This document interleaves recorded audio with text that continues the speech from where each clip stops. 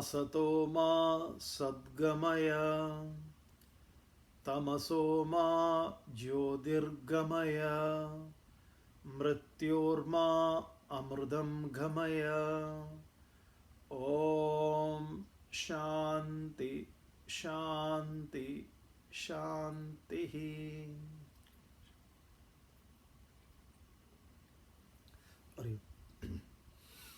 എല്ലാവർക്കും ചിന്മയ സന്ധ്യയിലേക്ക് സ്വാഗതം.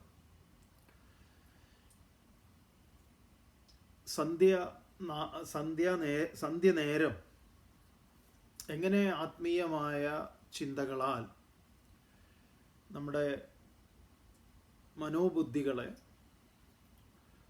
സദ്ഭാവം കൊണ്ട് സത്ചിന്തകളെ കൊണ്ട് നിറയ്ക്കാം. അതുവഴി നമ്മുടെ കർമ്മങ്ങളിലെ പൂർണ്ണത, കർമ്മങ്ങളോട് ഇഴുകിച്ചേരാനുള്ള നമ്മുടെ താല്പര്യം, ഇതൊക്കെ ആധ്യാത്മികതയുടെ ഒരു പ്രത്യേകതയാണ്. അതിനെ ലക്ഷ്യം വെച്ചുകൊണ്ടാണ് നമ്മൾ ഈ ഒരു ജ്ഞാനയജ്ഞം ഇങ്ങനെ ആരംഭിച്ചിട്ടുള്ളത്. ഇന്ന് നമ്മൾ പരിചയപ്പെടുന്നത് വേദത്തിലെ ഒരു ശാന്തി മന്ത്രം. പ്രസിദ്ധമാണ്, നിങ്ങളൊക്കെ കേട്ടിട്ടുള്ളത് തന്നെ. ഓം അസതോമാ സദ്ഗമയ. അസതിൽ നിന്ന് സത്തിലേക്ക് ഉള്ള യാത്ര, പ്രയാണം. നമ്മുടെ കുട്ടിക്കാലത്ത് നമ്മളെ അമ്മയും അമ്മമ്മയും ഒക്കെ വിളിക്കുന്ന ഒന്നുണ്ട്. എന്തെങ്കിലുമൊക്കെ നമ്മൾ വികൃതി കാണിക്കുക, അങ്ങനെ എന്തെങ്കിലുമൊക്കെ ചെയ്തു കഴിഞ്ഞാൽ എടാ അസത്തെ അതവിടെ വെക്കുക, എടാ അസത്തെ ഇങ്ങോട്ട് പോവാ. അപ്പോൾ അസത്തെ എന്ന് പറയാറുണ്ട്. നമുക്ക് തോന്നുന്നു ഒരു നാട്ടിലുള്ള പഴയ പ്രയോഗമായിരിക്കാം, ചിലപ്പോൾ എല്ലായിടത്തും ഉണ്ടോയെന്ന് അറിയില്ല. എന്തായാലും നമ്മൾ കോഴിക്കോട്ട് ആയിരുന്നു ജനിച്ചു വളർന്ന്. അപ്പോൾ അവിടെ അസത്തെ എന്ന് പറയും, സത്തല്ലാത്തത്. നമുക്ക് തോന്നുന്നു കുറച്ചുകൂടെ നല്ലൊരു പ്രയോഗമാണ് തോന്നുന്നുണ്ട്. ഏതായാലും അസത്തിൽ നിന്ന് അസതോമ സദ്ഗമയ, തമസിലേക്കുള്ള യാത്ര, തമസിലേക്കുള്ള പ്രയാണം. എന്താണ് അസത്? നമ്മളിപ്പോൾ ഒരു കുട്ടികളെ അസത്തെ എന്ന് വിളിക്കുന്നത് എന്തെങ്കിലും വികൃതികൾ കാണിക്കുമ്പോഴാണ്. പക്ഷെ ഇവിടെ അസത്ത് എന്ന് പറഞ്ഞു കഴിഞ്ഞാൽ സത്തല്ലാത്തത്. എന്താണ് സത്ത് എന്നുള്ളത് നമ്മൾ മുൻപ് പഠിച്ചിട്ടുള്ളതാണ്. സത് കിം എന്ന ശിഷ്യന്റെ ചോദ്യത്തിന് ഗുരു ഉത്തരം പറയുന്നത് കാലത്രയേപി തിഷ്ഠതി യത് തത് സത്. 3 കാലത്തും മാറാതെ നിലനിൽക്കുന്നത് ഏതോ അതാണ് സത്. ആ 3 കാലം നമ്മുടെ തന്നെ ജാഗ്രത്, സ്വപ്ന, സുഷുപ്തി അനുഭവങ്ങളെയാണ്. അവിടെ ഞാൻ എന്ന ഒരു ആള് മാറാതെ നിൽക്കുന്നുണ്ട്, അനുഭവങ്ങൾ മാറുമ്പോഴും. അതിനെയാണ് സത് എന്ന് പറയുക. അസത് എന്ന് പറഞ്ഞാലോ ഈ മാറ്റമുള്ളത് ഞാനാണെന്ന് കരുതലാണ്. അങ്ങനെ തുടങ്ങി അതിൻ്റെ വ്യാപ്തി അനന്തമാണ്. അയഥാർത്ഥ്യങ്ങളോട് പൊരുത്തപ്പെടുക, അവിദ്യയെ ഉപാസിക്കുക, പലതുണ്ടെന്ന് ധരിക്കുക, ഇതൊക്കെ അസത്താണ്. അങ്ങനെ അസന്മാർഗി എന്ന് പറയുന്നത് വേദാന്തത്തിൻ്റെ ഭാഷയിൽ അതിനെയാണ്. പലതുണ്ടെന്ന് കരുതി അതിനുവേണ്ടി ഓരോന്ന് ചെയ്യുന്നവരാണ്. അപ്പോൾ ഇവിടെ ആ അസതിൽ നിന്ന് സത്തിലേക്ക്, എല്ലാ ഭേദങ്ങളിൽ നിന്നും ഈ ഭേദമില്ലായ്മയാകുന്ന ഉണ്മയിലേക്കുള്ള യാത്ര. അസതോമ സദ്ഗമയ തമസോമ ജ്യോതിർഗമയ. തമസിൽ നിന്ന്, തമസ് അജ്ഞാനത്തെ, ഇരുട്ടാണ് തമസ് എന്ന് പറഞ്ഞാൽ ഇരുട്ട്. അതേപോലെ നമ്മുടെ ഗുണങ്ങളെക്കുറിച്ച് ഭഗവത്ഗീത, വേദാന്ത ശാസ്ത്രത്തിലൊക്കെ പറയും, നമ്മൾ ഗുണങ്ങളാൽ പ്രഭാവിതരാണ്. 3 ഗുണങ്ങളാണ് നമ്മളെ നിയന്ത്രിക്കുന്നത്: സത്വഗുണം, തമോ ഗുണം, രജോ ഗുണം. ശരിക്കും ഈ രാമായണത്തിൽ ഈ 3 കഥാപാത്രങ്ങൾ വരുന്നുണ്ട്. സത്വഗുണപ്രധാനിയായിട്ടുള്ള വിഭീഷണൻ, രജോ ഗുണപ്രധാനിയായിട്ടുള്ള രാവണൻ, തമോ ഗുണപ്രധാനിയായിട്ടുള്ള കുംഭകർണൻ. അപ്പോൾ ഈ ഗുണങ്ങളെ ക്യാരക്ടറാക്കിയിട്ടാണ് അത് അവതരിപ്പിച്ചിട്ടുള്ളത്. അപ്പോൾ ഈ 3ഉം നമ്മളിൽ സമ്മിശ്രമായിട്ടുണ്ട്. 3 ഗുണങ്ങളും ഉണ്ട്. ഇതിൻ്റെ മൊത്തത്തിലുള്ള ചേരുവ, ഇതിനെയാണ് ത്രിഗുണം എന്ന് പറയുന്നത്. അപ്പോൾ ഇതിൻ്റെ ഏറ്റക്കുറച്ചിലുകളുണ്ട്. ഇതിനെ നമുക്ക് തന്നെ സമീകരിക്കാനും നമുക്കിതിനെ നിയന്ത്രിക്കാൻ സാധിക്കുന്നതാണ്. ഏത് ഗുണമാണ് നമുക്ക് മുന്നിട്ട് നിൽക്കേണ്ടത് എന്നുള്ളത് നമുക്ക് തീരുമാനിക്കാം. നമ്മളൊന്ന് ട്രെയിൻ ചെയ്തെടുക്കണം. അതൊക്കെയാണ് ഈ സ്പിരിച്വാലിറ്റിയുടെ പ്രത്യേകത. തമോ ഗുണത്തിൽ നിന്ന് കുറച്ച് രജസ്സും സത്വവും കൂടെ ചേർന്ന് നിൽക്കുമ്പോഴാണ്. തമസ് ആവശ്യമാണോ എന്ന് ചോദിച്ചാൽ ആവശ്യമാണ്. നിദ്രയൊക്കെ തമസ. ഈ പ്രകൃതിക്കും ഈ 3 ഗുണങ്ങളുണ്ട്. രാവിലെ എന്ന് പറയുന്നത് തന്നെ സത്വഗുണമാണ്. ഉച്ചയൊക്കെ ആകുമ്പോഴേക്കും അത് രജോ ഗുണമാകും. വൈകുന്നേരം സൂര്യൻ അസ്തമിച്ചു കഴിഞ്ഞാൽ പിന്നെ തമോ ഗുണമാകും. പല പല ജീവജാലങ്ങളുണ്ട് അങ്ങനെ സത്വഗുണ, രജോ ഗുണ, തമോ ഗുണികളായിട്ടുള്ള. അപ്പം എന്തായാലും തമസോമ ജ്യോതിർഗമയ. തമസ് ഇവിടെ ഈ പറഞ്ഞ അജ്ഞാനത്തെ, തമോ ഗുണത്തെ, അതിൽ നിന്ന് ജ്യോതിസിൻ്റെ പ്രകാശപൂർണമായിരിക്കുന്ന ജ്യോതിസ്, പ്രകാശം എപ്പോഴും വിദ്യയെ പ്രതിനിധാനം ചെയ്യുന്നു. അപ്പോൾ ആ വിദ്യാമാർഗത്തിലേക്ക്, അവിദ്യയിൽ നിന്ന് വിദ്യയിലേക്ക്, പലതിൽ നിന്ന് പലതില്ലായ്മയിലേക്ക്, അസതോമ സദ്ഗമയ തമസോമ ജ്യോതിർഗമയ, മൃത്യോർമ അമൃതം ഗമയ, മരണത്തിൽ നിന്ന് മരണമില്ലായ്മയിലേക്ക്. ഇങ്ങനെ മരണത്തിൽ നിന്ന് മരണമില്ലായ്മയിലേക്ക്. മരണം എന്ന് പറഞ്ഞാൽ ആർക്കാണ്? മരണം ശരീരത്തിനാണ്. ഈ ശരീര മനോബുദ്ധി ഉപാധിയായിട്ടുള്ള എന്നെ, അത് വാസ്തവത്തിൽ എൻ്റേതാണ്. എൻ്റേത് ഞാനല്ല. അങ്ങനെയുള്ള എന്നെ ഞാനതാണ് എന്ന് കരുതുകയാണ്. അപ്പം എന്തുണ്ട്? എനിക്ക് മരണമുണ്ട്. അപ്പം എനിക്ക് മരണമില്ലായ്മ, മൃത്യോർമ അമൃതം ഗമയ, എനിക്ക് അതിലേക്കാണ് യാത്ര ചെയ്യേണ്ടതെങ്കിൽ ഞാൻ ശരീരമല്ല എന്നറിയേണ്ടതുണ്ട്. ശരീരമല്ല എന്നറിയാൻ എങ്ങനെയാണ് അറിയുക? അതിനാണ് നമ്മുടെ ഈ പറയുന്ന വേദാന്ത ശാസ്ത്രങ്ങളുടെ പഠനവും അതിലൂടെയുള്ള നമ്മുടെ തന്നെ മനനവും നമ്മളതിന് പരിശീലിക്കേണ്ടതുണ്ട് നമ്മുടെ ഭാഗത്ത് നിന്ന്. അങ്ങനെ നമുക്ക് പരിശീലിക്കുന്ന സമയത്ത് നമുക്ക് തന്നെ അത് തെളിഞ്ഞു വരും. ഞാൻ ശരീരമല്ല. ദേഹോ നാഹം കോഹം സോഹം. ഞാൻ അഹം ന ദേഹ. ഞാൻ ദേഹമല്ല. ഞാൻ ആരാണ്? ആ ബോധസ്വരൂപമാണ്. ഇതാണ് നമ്മൾ ഗീതയിൽ ഇപ്പോൾ ചർച്ച ചെയ്തുകൊണ്ടിരിക്കുന്ന ഒരു വിഷയം. ഏതായാലും ഈ ശാന്തി മന്ത്രം അസതോമ സദ്ഗമയ തമസോമ ജ്യോതിർഗമയ മൃത്യോർമ അമൃതം ഗമയ.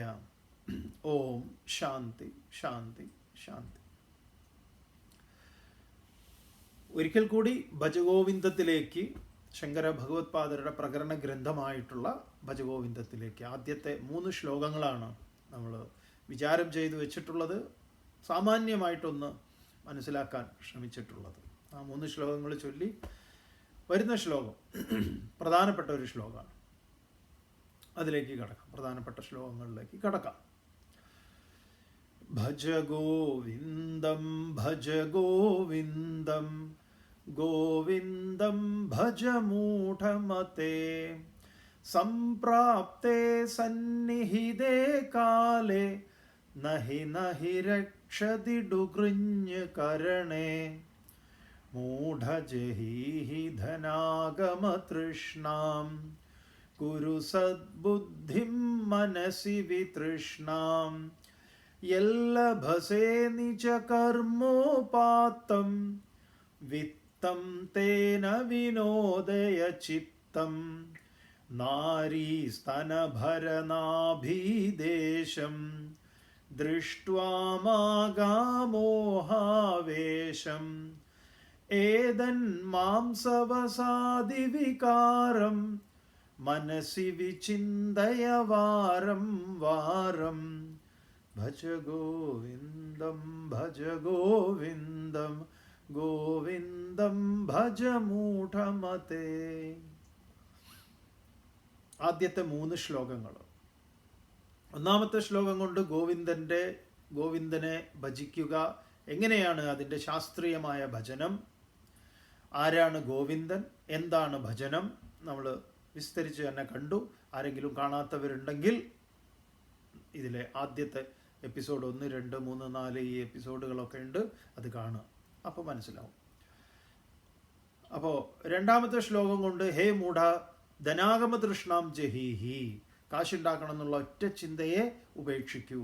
അതിൻ്റെ നിരർത്ഥകത, ധനം സാർത്ഥകമാണ്, പക്ഷേ അതാണ് ലക്ഷ്യമെങ്കിൽ അത് നമുക്ക്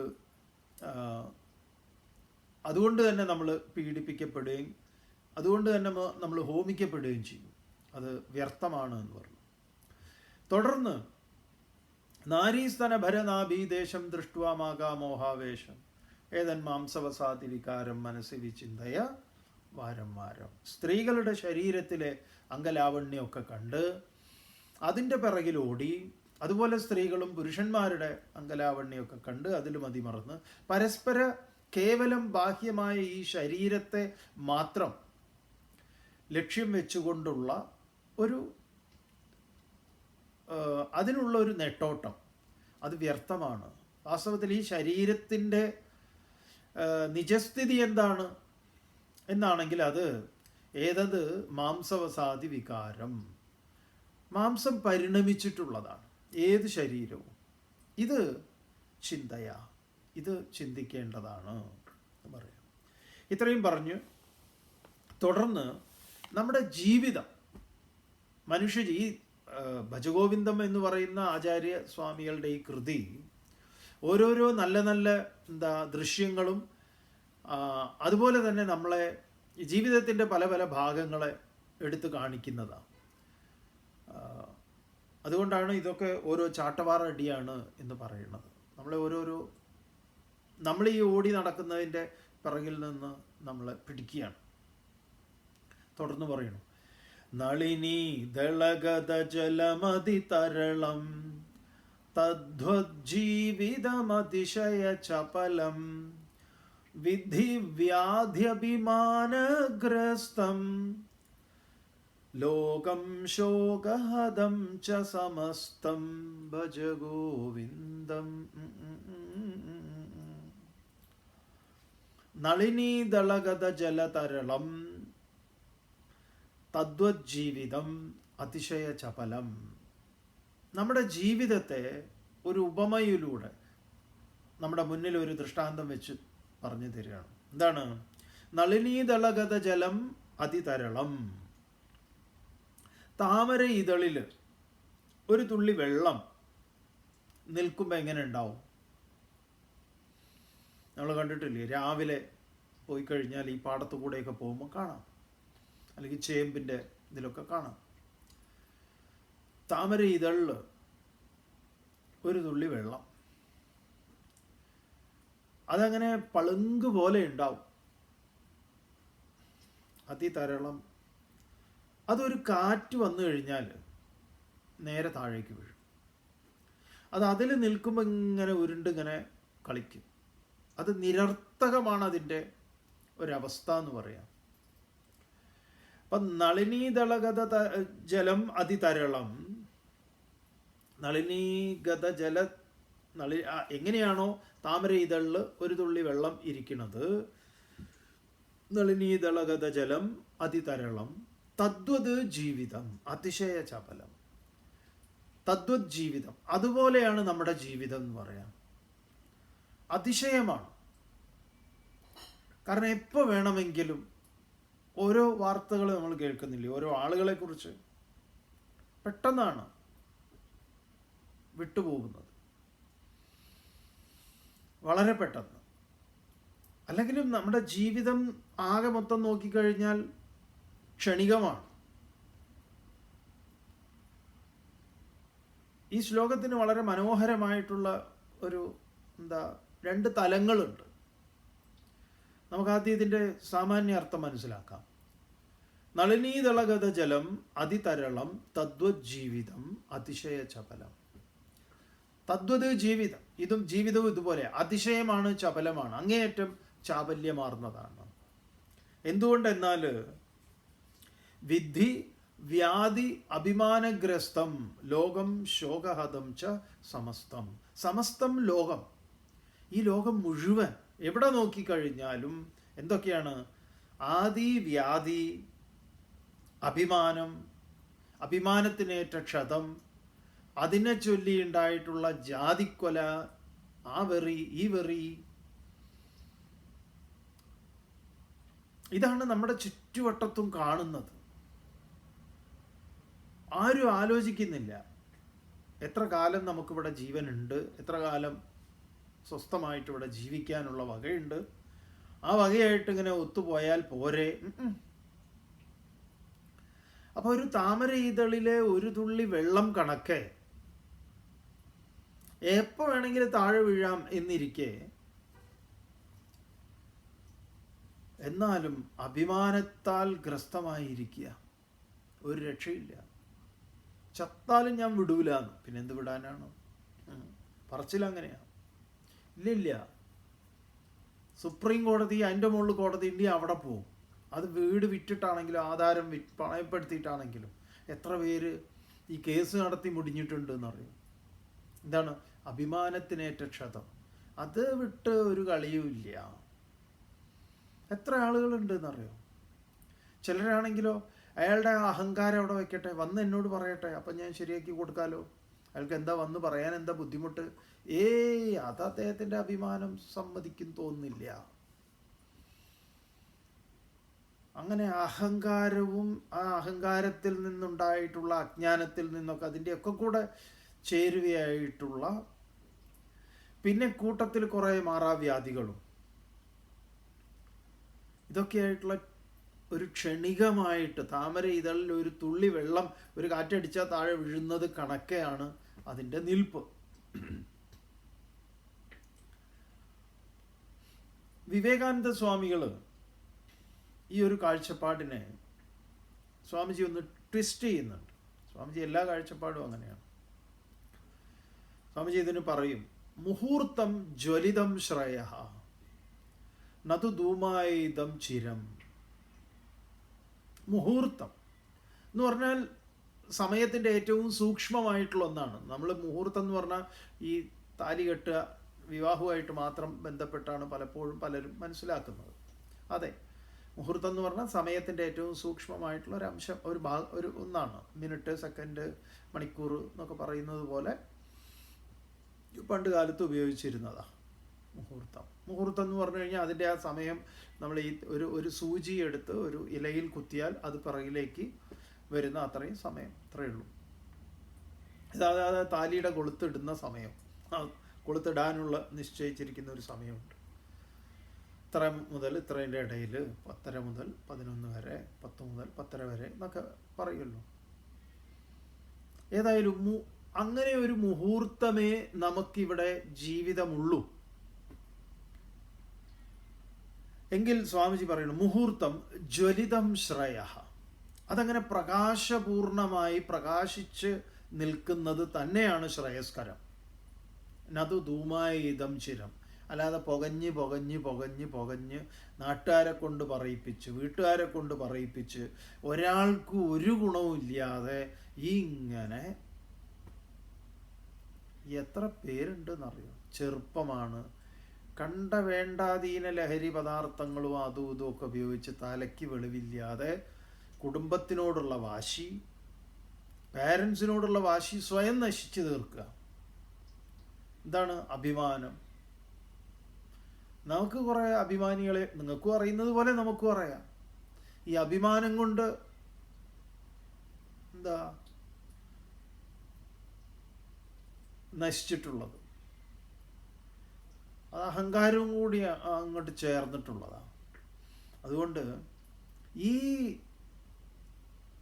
ഈ പറഞ്ഞ ക്ഷണികമായ ഈ ജീവിതത്തിൻ്റെ ആയുസ്സിൽ, ആ ആയുർദൈർഘ്യത്തിൽ ഇത്തരം നിത്യ അഭിമാനങ്ങളൊക്കെ വെച്ച് ജീവിതത്തെ നരകപൂർണമാക്കുന്നു എന്ന് പറയാം. ഇത് കാണുന്ന ചുറ്റും കാണുന്ന കാഴ്ചയാണ്. ഇങ്ങനെ ജീവിക്കണോ?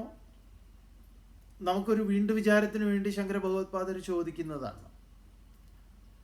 അതുകൊണ്ട് ജീവിതം എന്താണ്? എത്ര സമയം യദായുഹു വ്യശേമ ദേവഹിതം യദായുഹു വ്യശേമ. എത്രയാണ് നമുക്ക് ആയുസ് നിശ്ചയിച്ചിട്ടുള്ളത് അത്രയും കാലം ആനന്ദത്തോടു കൂടി, സന്തോഷത്തോടു കൂടി.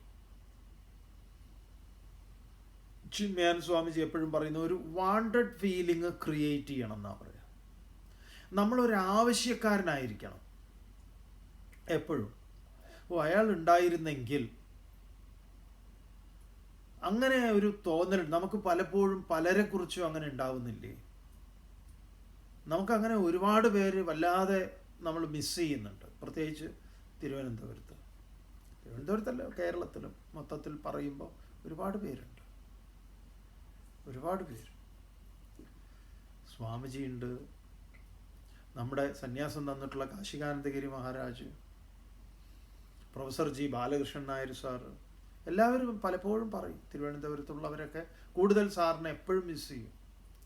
സാറിൻ്റെ ആ ബോധം എന്നുള്ള ആ ക്ലാസ്സുകൾ വല്ലാത്തൊരു ക്ലാസ്സാണ്. അതിൽ പോയിരുന്ന് നമ്മളും അതെ ഇടയ്ക്കിടയ്ക്ക് പോയി സാറിൻ്റെ അടുത്ത് പോയി ഇരിക്കും. Vishnunarayanan Namboothiri sir, ONV Kurup sir, Sukumar Azhikode, ഇവരൊക്കെയായിട്ട് നല്ല ഒരു ബന്ധം സ്ഥാപിക്കാൻ സാധിച്ചുകൊണ്ട് അവരൊക്കെ അങ്ങനെ നിങ്ങൾക്ക് ഓരോരുത്തർക്കും ഉണ്ടാവും വളരെ അടുപ്പമുള്ള ആളുകൾ, സമൂഹത്തിന് വളരെ ആവശ്യമുള്ള ആളുകളുമായിരിക്കും. അവരുടെ അസാന്നിധ്യം നമുക്ക് ഒരു എന്താ പറയുക, അവരുണ്ടായിരുന്നുവെങ്കിൽ പല കാര്യങ്ങൾക്കും നമ്മളെപ്പോഴും നമ്മുടെ അടുത്തുള്ളവരുമായിട്ട്, പ്രത്യേകിച്ച് നമ്മുടെ ഈ സ്കൂൾ ഓഫ് ഭഗവത്ഗീതയുടെ ഉത്തരവാദിത്തപ്പെട്ട ട്രസ്റ്റീസൊക്കെ ആയിട്ടുള്ളവരോട്, അമ്പിളിയോടൊക്കെ നമ്മൾ പറയും, സാറിനെ വല്ലാതെ മിസ് ചെയ്യുന്നുണ്ട് നമ്മൾ.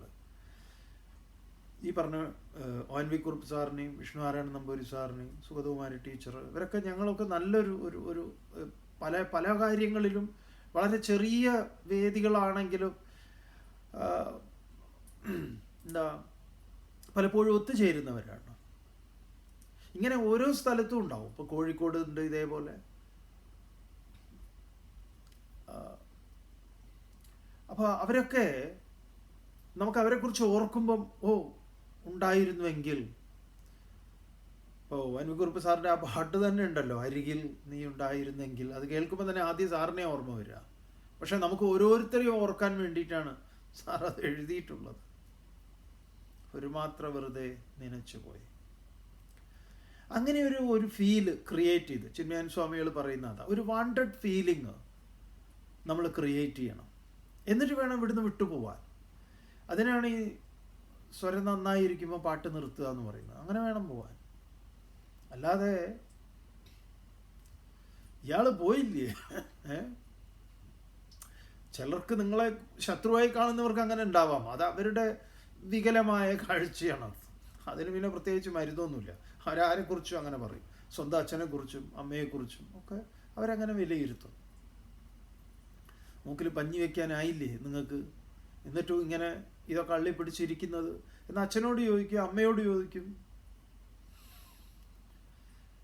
അപ്പം ഇങ്ങനെയുള്ള ഈ ഒരു ആദിയും വ്യാധിയും അഭിമാനത്താലും ഒക്കെ ഗ്രസിക്കപ്പെട്ട ഈ ലോകം, അങ്ങനെയാണോ നമ്മുടെ മുന്നിൽ ഈ ലോകം? അതല്ല, ഇതൊക്കെ ഉണ്ട്. ഇതൊന്നും എന്നെ ബാധിക്കുന്നതല്ല. ആർക്കാണ് ഇതൊക്കെ ഉള്ളത്? അതിനെ അങ്ങനെ കാണുന്നവർക്ക്. ശങ്കരാചാര്യത്തിൻ്റെ 2 വശം പറയുകയാണ്.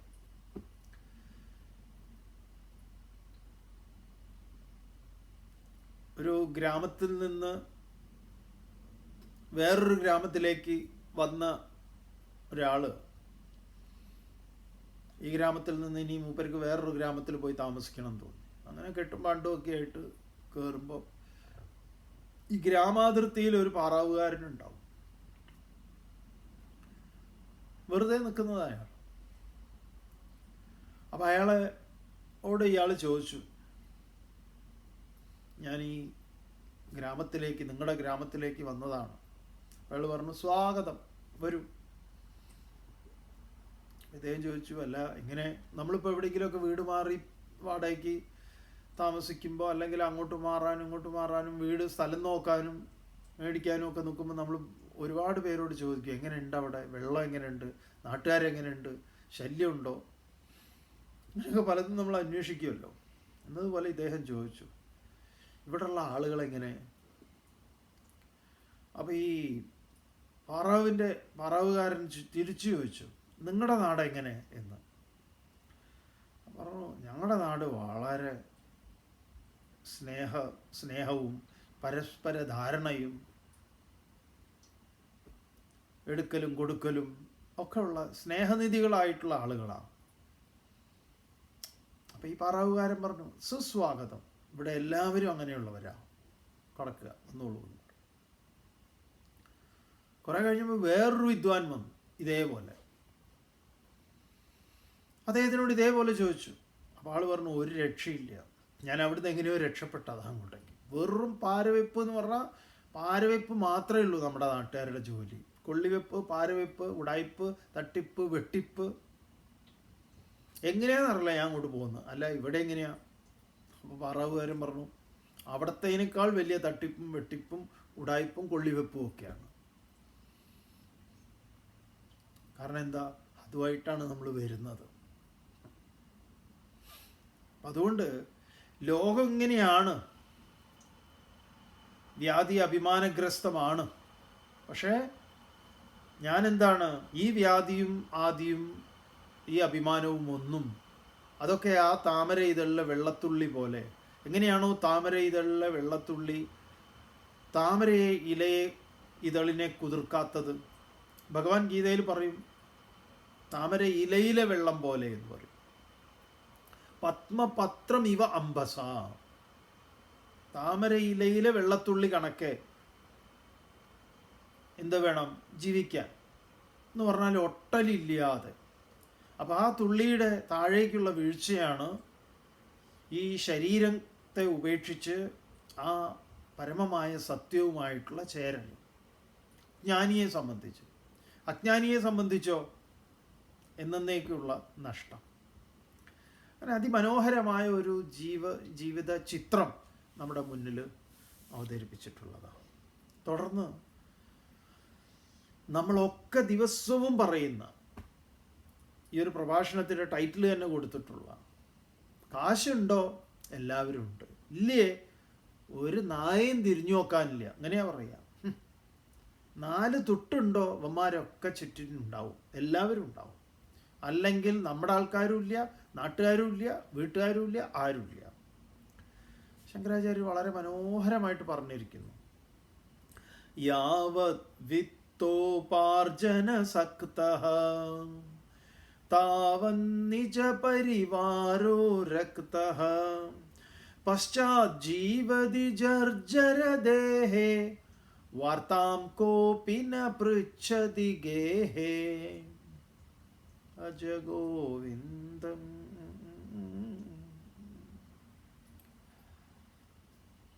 യാവത് വിത്തോപാർജന സക്തഃ, യാവത് എത്ര കാലം, വിത്തം ഉപാർജന സക്തഃ, വിത്തം ധനം, ധനം സമാഹരിക്കാനുള്ള ശേഷി എത്ര കാലം നമുക്കുണ്ടോ, താവത് അത്ര കാലം നിജപരിവാരഹാരക്തഃ, നമ്മുടെ അസ്മാദികളൊക്കെ, കുട്ടികളാകട്ടെ, മരുമക്കളാകട്ടെ, സുഹൃത്തുക്കളാകട്ടെ, ഇവന്മാരൊക്കെ ഉണ്ടാവും.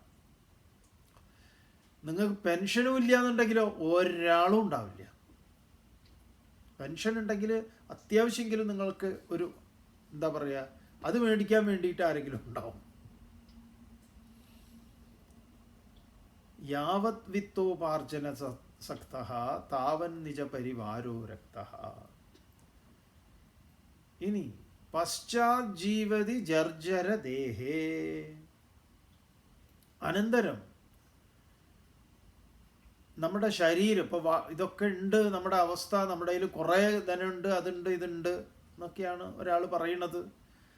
ഞാൻ ഹോം നേഴ്സിനെ വെക്കും, അവരെ വെക്കും, ഇവരെ വെക്കും, ഞാൻ ഞെക്കിയാൽ വരും ആൾക്കാർ ഒക്കെ പറയുന്നു. പശ്ചാത് അനന്തരം ജീവതി ജർജര ദേഹേ, ഈ ശരീരം അങ്ങോട്ട് ക്ഷയിച്ച് കിടപ്പിലായ ഒരവസ്ഥയുണ്ടല്ലോ.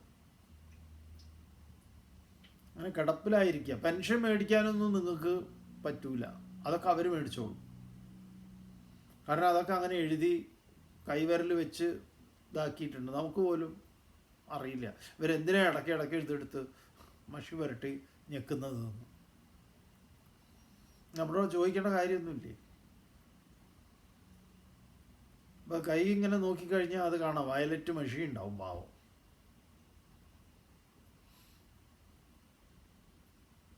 നല്ല പ്രായമായിട്ടുള്ള ആളുകളെയൊക്കെ കാണാൻ പോകുമ്പോൾ വെറുതെ ഒന്ന് കൈ പിടിച്ച് നോക്കിയാൽ മതി. അപ്പം കാണാം നല്ല വയലറ്റ് കാണാം, ഈ തള്ളവിരൽ കാണാം.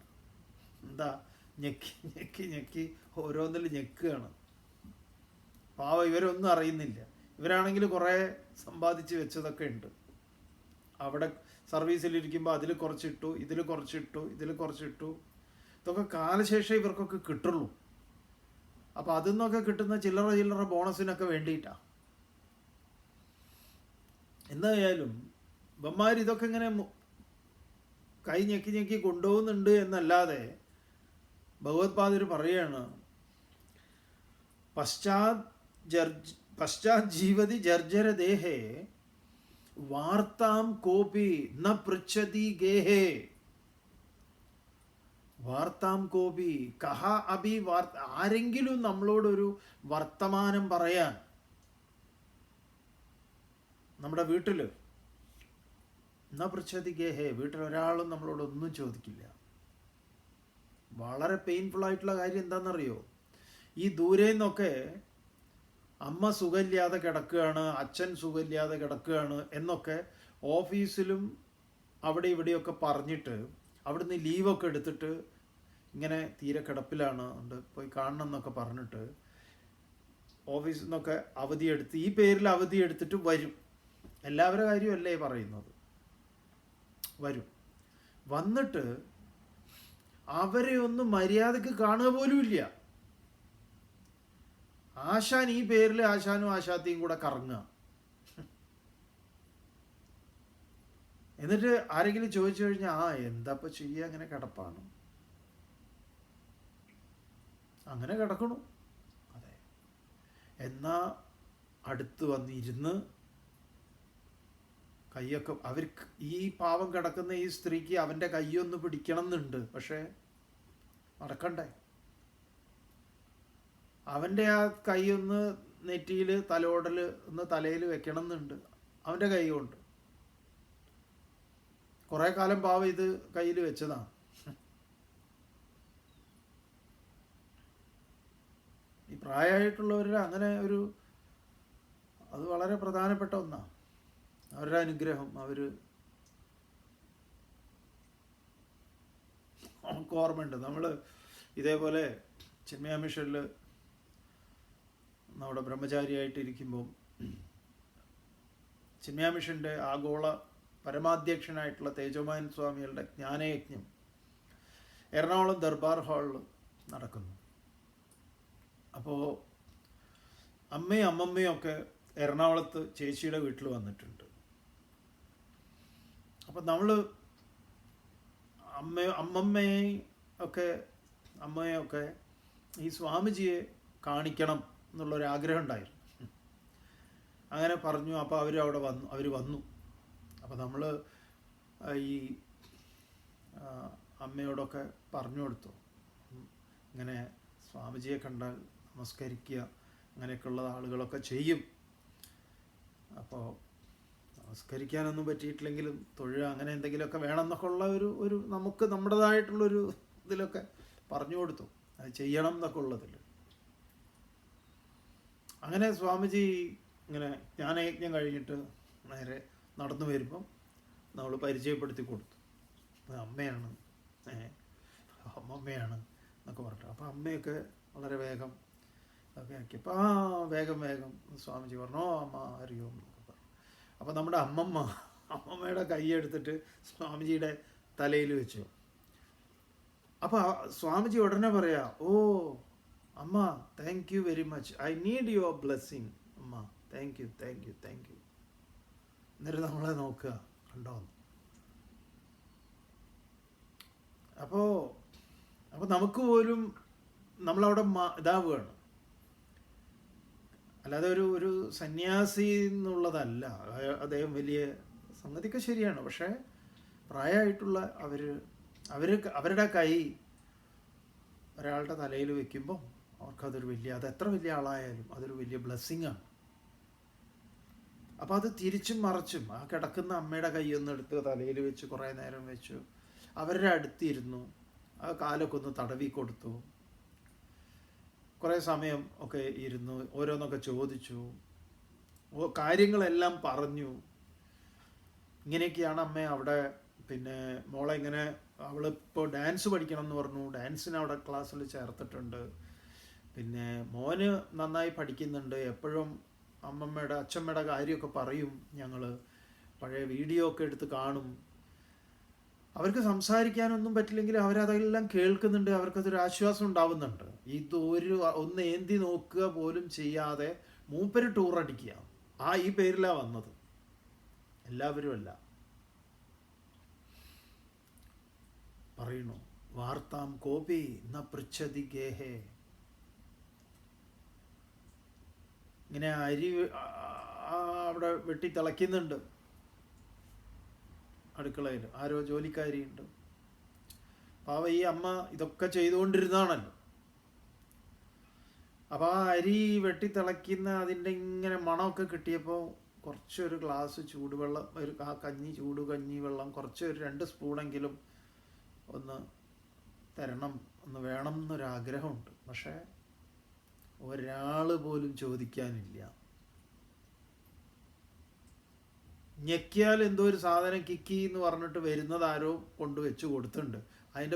അതിൻ്റെ ബാറ്ററി ഊരിയിട്ട് റിമോട്ടിലിടാൻ കൊണ്ടുപോയിട്ട് ഇപ്പം അത് പാവം അത് ഞെക്കിയിട്ടൊന്നും ഒരു കാര്യമില്ല. ആലോചിച്ച് നോക്കണം.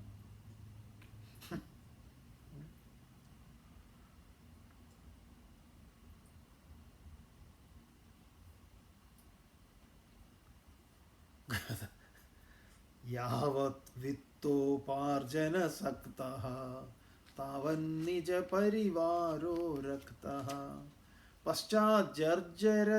പശ്ചാജ്ജീവതി ജർജര ദേഹേ വാർത്താം കോപി ന പൃച്ഛതി ഗേഹേ. സ്വന്തം വീട്ടിലെ അവസ്ഥ ഇതായിരിക്കും. പിന്നെ നാട്ടിലെ കാര്യം പിന്നെ ചോദിക്കേണ്ടതുണ്ടോ? അടുത്തത് അതിലും വലിയ അടിയാണ് ശങ്കര ഭഗവത്പാദർ നമ്മളെ അടിക്കാൻ പോണത്. നമുക്കത് അടുത്ത ക്ലാസ്സിൽ കാണാം. ഓം പൂർണ്ണമദഃ പൂർണ്ണമിദം പൂർണ്ണാത് പൂർണ്ണമുദച്യതേ പൂർണ്ണസ്യ പൂർണ്ണമാദായ പൂർണ്ണമേവാവശിഷ്യതേ. ഓം ശാന്തി ശാന്തി ശാന്തി.